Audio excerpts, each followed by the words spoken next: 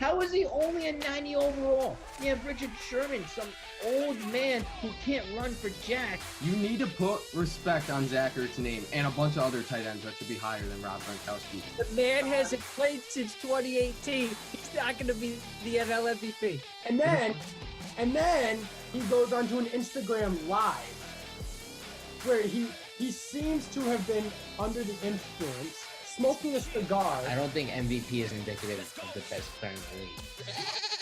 Welcome back to Go Chat. We are on episode number 47. If you're new here, hit that subscribe button. If you're not, welcome back. We have a great episode for you today. As you all know, we're on 47. Tommy, I'm going to start with you. I'm guessing a baseball player, but, just throw it at me. Of course it's a baseball player. We're going to go with Tom Glavine. He was with the Atlanta Braves during their run in the 90s. He was a part of the trifecta with Glavine, Maddox, and Smoltz. They were outstanding. They led him to a World Series in 1995. Glavine's a Hall of Famer. He won 2 Cy Young Awards. He's a 10-time All-Star. He had a 3.54 career ERA, which, it's respectable. It's not the best, but he had 305 career wins, which is very impressive. You look at pitchers today, is like a reference, CC Sabathia. He had 251, so that shows you how good he was. An 80.7 career WAR. He was just outstanding with Atlanta, so I had to go with him for my go, the number 47. Connor, what about you? I am going to go with Mel Blount. He was a defensive back for the Pittsburgh Steelers in the late 70s and 80s. He's a Hall of Famer. He was in the Pro Bowl 5 times. He was an All-Pro twice. He won 4 Super Bowls with the Pittsburgh Steelers, and he was the 1975 Defensive Player of the Year. 57 career interceptions, and he had a 14-year career where, as a defensive back, that's something that is pretty impressive. So for number 47, it is Mel Blount. That's a great choice. What about you, Mike? Yeah, I agree with Connor. It's Mel Blount, and a big part of this is that he's a 4-time Super Bowl champ. Listen, rings talk, and Blount's got 4 of them, while Glavine only has 1. So that's a major reason why I'm going with him instead of Glavine. But he does have 57 interceptions over 200 games, 5-time Pro Bowler, 2-time All-Pro. He was a part of the 1980s Hall of Fame team, so it definitely has to be Mel Blount here. Tommy, can you show Mike how to say Tom Glavine's name right? Glavine. You mean show? You mean, say it? How is he supposed to show? If I need to hear it, right? I was muted. I see things with my eyes, Connor. I didn't know if you knew that you see things with this, but you hear things with your ears. Okay. It's Tom Glavine. Let's move on to Matt. All right, my go number 47 has got to be Mel Blount. I'm not going to talk about his Super Bowls because that's a team sport, or a team thing, overall. But he was the Defensive Player of the Year, and I'm really going to point that out. Is he was so dominant at his position. He was on that dominant Steelers defense. That's when you think about an all-time great team, an all-time great defense, I automatically think to the Steelers. Unbelievable defense in their time. Tommy, it's a disgrace that you didn't go with Mel Blount at this point. You're a Steelers fan. What are you going to say about that? Well, I'm a Steelers fan, but I'm not as big of a football fan as I probably should be. So, I'm always going to go with a baseball person unless there's somebody that really stands out to me. I had to go with Tom Glavine. I mean, and one thing I left out, he won 4 Silver Sluggers, which is really impressive as a pitcher, but I don't want to keep. Tommy, can I ask what you're going to do once we get into 60s and 70s? There's some really good bullpen pitchers. Nestor Cortez Jr., number 67. Get ready for it. I'm looking forward to it. Well, just be on the lookout for episode number 67 to see Nestor Cortez here. But until then, we're going to be talking about the fire-heated Tampa Bay Bucs. They're getting on a roll, signing another wide receiver. Let's get into that right now. Welcome back to Go Chat, and Antonio Brown is now a Tampa Bay Buccaneer. He has been reunited with Tom Brady. His only other game with Tom Brady, he does have a touchdown in his 1-game tenure with the New England Patriots. We're going to get into that, but I also want to talk about Tampa Bay has been looking really good. I mean, they're putting a lot of points up on the board. The defense is stepping up when they have to. I mean, Matt, you said the Saints were still going to win the NFC South. Do you still think that's going to happen? Yeah, of course I do. I'm not one to wishy-washy around my picks. It takes me a while to decide on something. So I'm gonna stick with it. If they don't, they don't. At least I'm not being a hypocrite and just changing my picks. So I'm just gonna stick with the New Orleans Saints. There has been quite a bit of shade so far on episode 47. Mike, I think that was a blow at you. I mean, to be fair, I did say it would take a little bit of time after the first game for the Bucs to finally get it together. And But you guess still what? pick the Bucs. That's the end of the thing. Like, you still pick the Bucs, and then after the first game, the Saints game, he was like, "Oh, I'm gonna pick the Saints now." Yeah, didn't he change his pick That's after? the only thing I'm saying. I mean, not really. I just said it would take the Bucs some time. I said they might not win the NFC South, but I'll still take them, right? Anyways, the Bucs. It's taken honestly shorter than I thought it would be, right? The Bucs are absolutely rolling now. The defense is lighting it up. Tom Brady, so much for bum Brady. I think we could definitely agree that he's playing like a top 10 quarterback right now. He's just tearing apart every defense that comes in his path. And the return of Chris Godwin has really helped him, even though he's going to be out for the next week or two with a fractured finger. But Chris Godwin has really helped him out. And, Antonio Brown, if Chris Godwin keeps staying injury prone like this, I think it's going to be the much needed boost that the Tampa Bay offense needs to stay dominant. And they're going to stick on their path to the Super Bowl. I'm loving what I'm seeing right now, and I'm sticking with my Super Bowl pick. I feel really confident. Let's go Tampa. I mean, what about Ronald Jones? He has over 500 yards already throughout the season. He's been a really good addition. He's a stud. What we thought that was going to be a committee backfield with LaShawn McCoy there. I mean, Leonard Fournette, who was hurt the past couple of weeks, he came back this week. But I mean, Ronald Jones is definitely emerging as a star running back in the NFL. He's playing very well. He's absolutely a stud. I mean, I watched him with my own eyes tear through the Green Bay defense. It just reminded me of Raheem Mostert. But he's very talented. I really underrated him kind of going into the year. I think I told Tommy not to draft him. No, but I did draft him though, and it paid off for me. So yeah. Tommy, what is your take on Tampa Bay? Do you think they're living up to what we all thought they would be? Yeah, I think they're doing great. I still think that the Saints are a really good team, and I think that's who I picked in the episode prior to the season. So I don't know. I don't want to go against my pick. I still think the Saints are really good, but you mentioned it. Tampa's been great. Brady's playing like he always has. Well, maybe not quite like he always has, but he's playing really well. And Ronald Jones, you mentioned it. He's been outstanding. He's really helped my fantasy team, so I'm happy about that.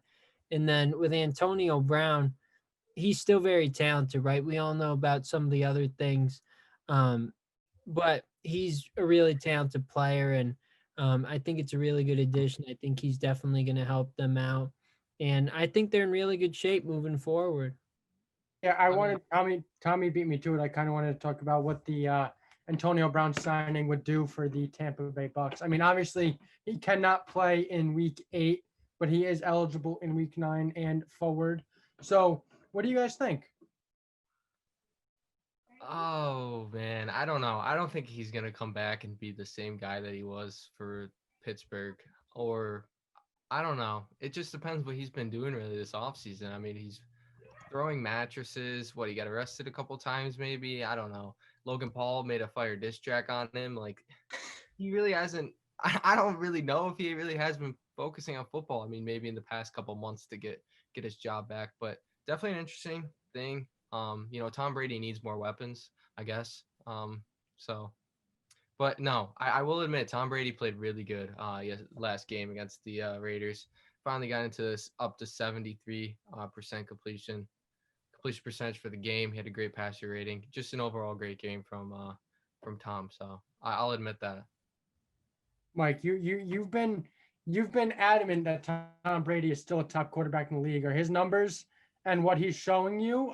I mean, it's kind of backing you up. What do you have to say about that? Yeah. It is backing me up, and I'm not necessarily surprised because I think Tom Brady, he just needed that little bit of extra help with Chris Godwin coming back. We've seen that offense take off. the combination between the passing attack and Ronald Jones and Leonard Fournette combining for that really good run game. And then the defense is making a lot of turnovers. I think the biggest difference between last season and this season, which is something I pointed off in the off season, is the turnover differential. At this point in the season, the Bucs are -5 in turnovers, turning the ball over 17 times while only forcing 12 turnovers. While right now, they've only turned over the ball 7 times while also forcing 12 turnovers. So they're forcing the same amount of turnovers, but they're keeping the ball a lot more, which when you're someone as smart as Tom Brady doesn't really happen often. Yeah, he had a couple pick sixes this year, but overall as an offense, this offense is much more efficient under Brady. He's playing some of his best football he's played in his past couple of years. So Brady's back, and he's easily a top 10 quarterback in my eyes. He's more than capable of winning a Super Bowl for Tampa Bay. I mean, the jump from Jameis Winston to Tom Brady, of course, the turnover differential would be there. So, I think that's why they're winning games right now. Yeah, because Jameis Winston would just turn the ball over. Yeah. That was a major point of why I thought the Bucs were going to be so good this season. But anyways, Connor, you looked like you were about to say something. Well, I was just going to say, I mean, Mike, you had mentioned to us off camera that the Cowboys had just made a deal. Why don't you tell us about that while we're talking about the NFL? Yes, the Cowboys just traded Everson Griffin to the Detroit Lions for his 6th-round pick. He played a little bit better in this game, but this trade it's just a message sent to the Cowboys that they're just giving up. We saw it Sunday against the Redskins when they didn't defend Andy Dalton when he got absolutely clobbered in the head. This team has no heart. This is the worst Cowboys team I've seen in my lifetime. Personnel has to go, coaches have to go. Just blow the whole thing up at this point. Honestly, I'm so finished with the abysmal season and the abysmal organization that is the Cowboys. Is just so bad from top to bottom. I'm sick and tired of it. Just everything needs to go. Now, I mean, with the trade deadline coming up soon, do we see any big names? Do we think any big names are going to be traded? I mean, the Jets have been talking about giving up on Quinnen Williams and possibly getting a 1st or 2nd round pick for him. As a Jets fan, I don't see that happening. I don't see them pulling the trigger. But do we see any big names switching teams here at the trade deadline? Yeah, I'm going to throw one out there. I think he might have been your comeback player of the year, AJ Green, Connor. I honestly think he might get traded because he hasn't been that number 1 receiver for Joe Burrow. He really hasn't been that number 2 either with T. Higgins there.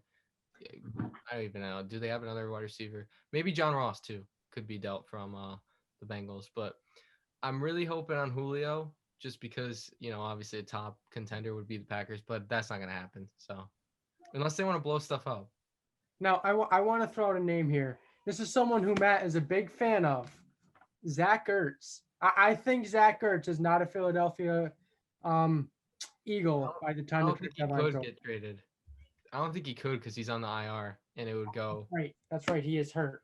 But there was trade talks with I just read online that the Packers, which I would have loved that, but the Packers and the Ravens actually tried to get Ertz before they put him on the IR, but nothing went through.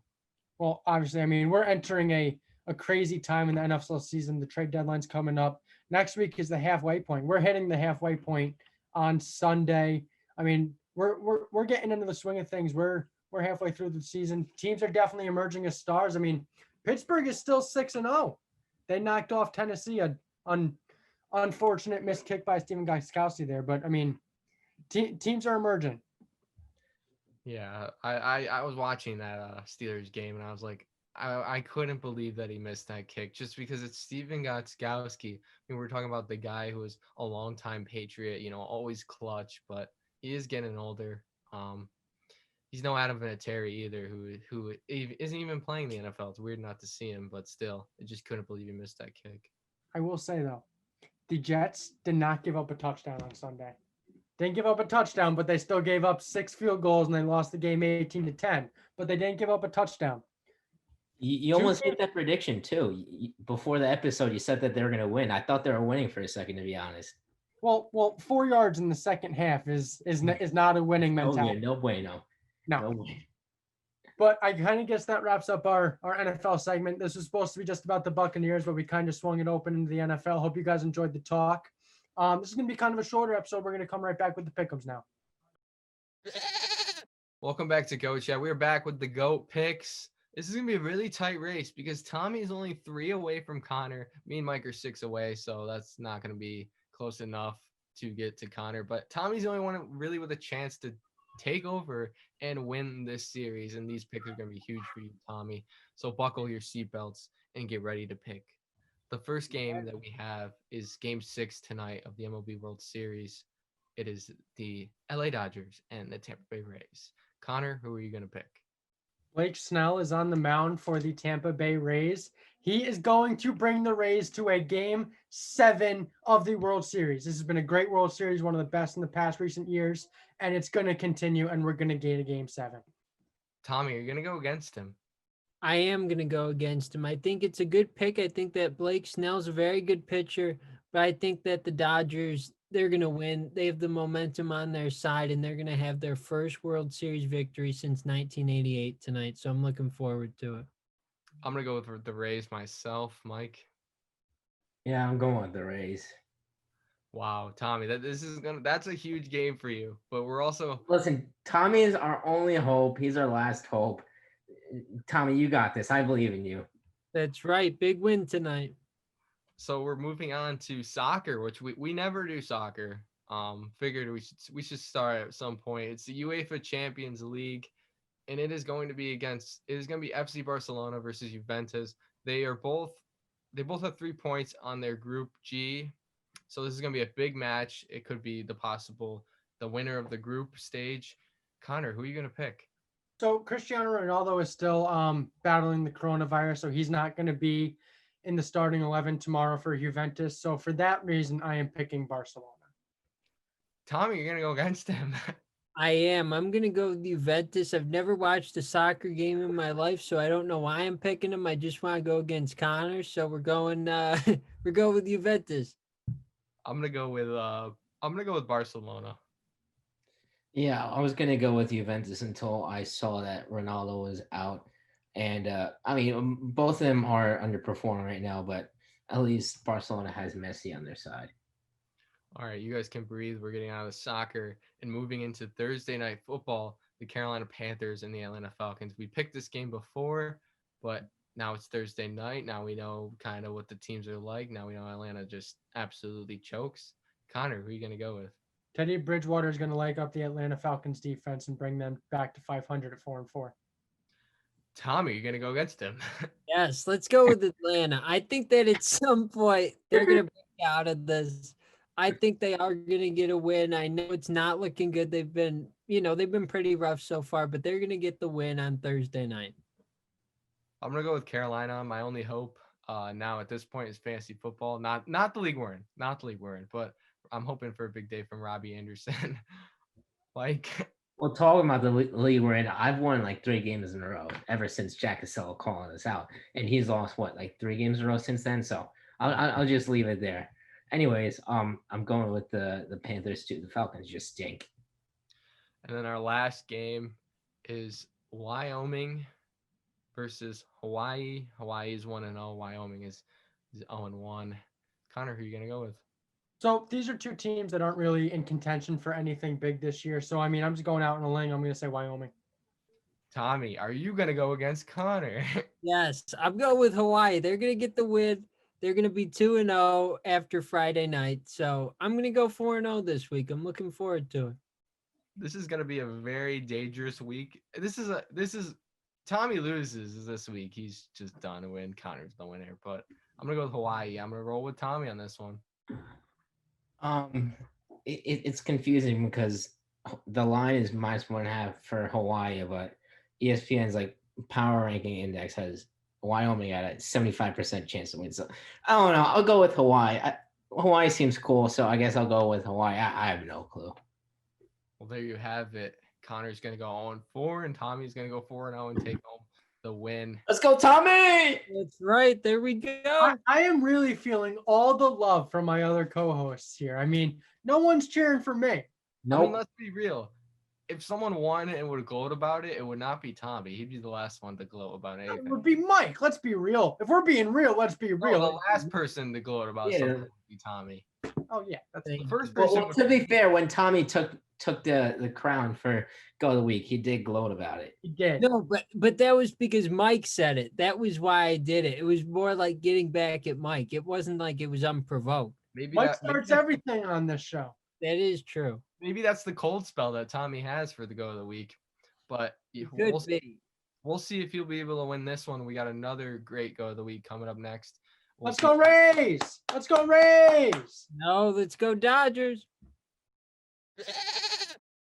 Welcome back to Go Chat. We are going to hop right into the Go of the Week. But first of all, I'd like to apologize to Connor for being an absolute jerk at the beginning of the episode. Connor, I'm sorry. You were ticking me off a little bit before the episode, but I'm sorry. That was why I did it. I just want to say I'm sorry for that, and I was a jerk. Anyways, let's hop right into Go of the Week.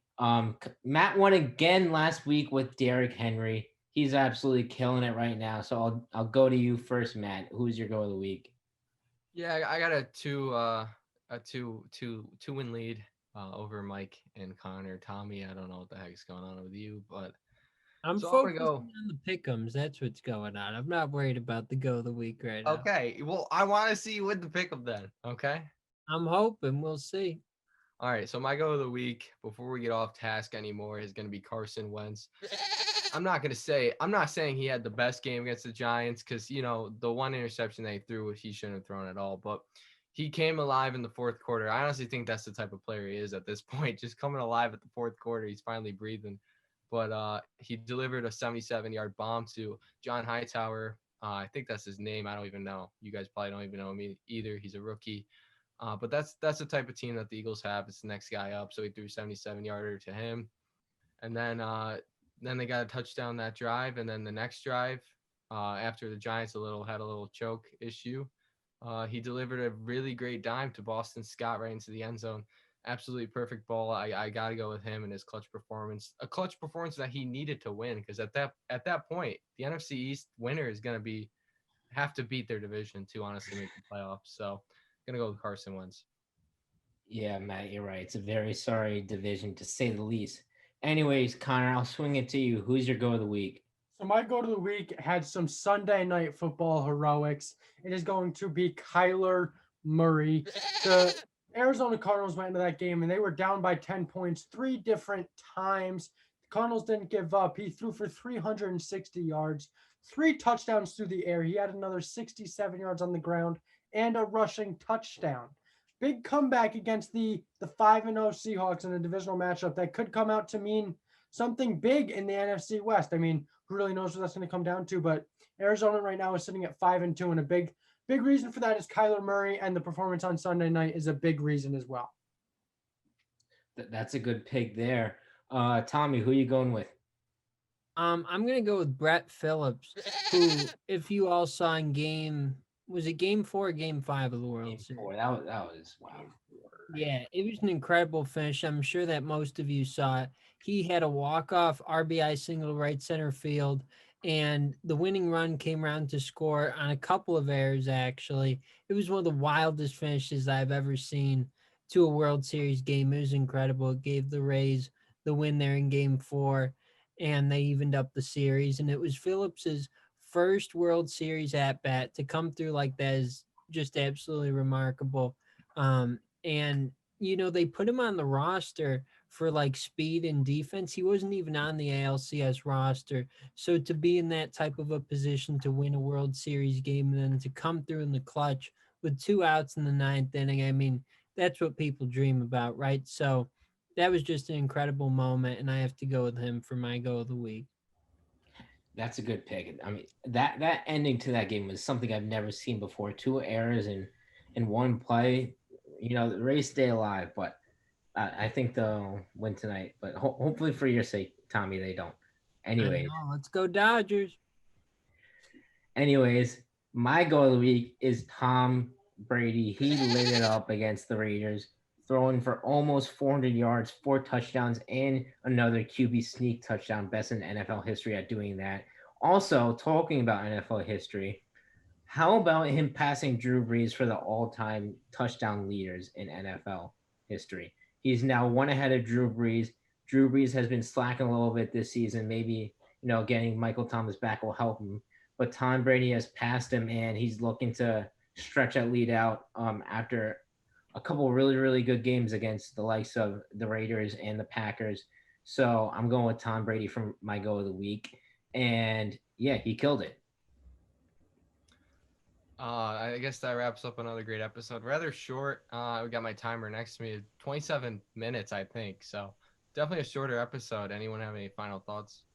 I guess I just want to let our audience let us know if the shorter episodes are something that they would prefer. We'll try to keep them this length, and maybe you guys get your more sports information through shorter episodes. So definitely let us know if you like this length better. Do you want to mention what we're going to be doing this week too, Connor? Yes. So there will probably be an episode of Go Chat coming out Friday, but it won't be a normal episode. It's going to be a DraftKings episode. We're going to be talking about daily fantasy football and our players who we think are going to be standouts of the week, as well as someone who we think may fly under the radar. So definitely be on the lookout for that if you play some DraftKings, and hopefully we can get you guys a couple bucks. Yeah, exactly.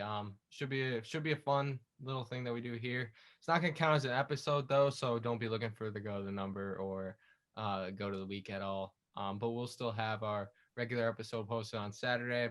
Of course, we have this one going out Wednesday and so on and so forth. Also, Friday or Saturday's episode is Halloween, so we're gonna have a little fun with that. So that's gonna be exciting. Tommy's probably gonna dress up as a Yankee, just a Yankees player, probably, right? Yeah, I'll do that. That'd be fun. So definitely that. Anyone have any last final thoughts before we close this? No? Well then, make sure you subscribe, hit that like button, and let us know what type of content you want coming up. We'll definitely have a couple new intros and in November. The new logo, of course, will be in November. Merch? Question mark? Merch link in bio. You heard it here from Tommy. But other than that, we will see you guys on Saturday.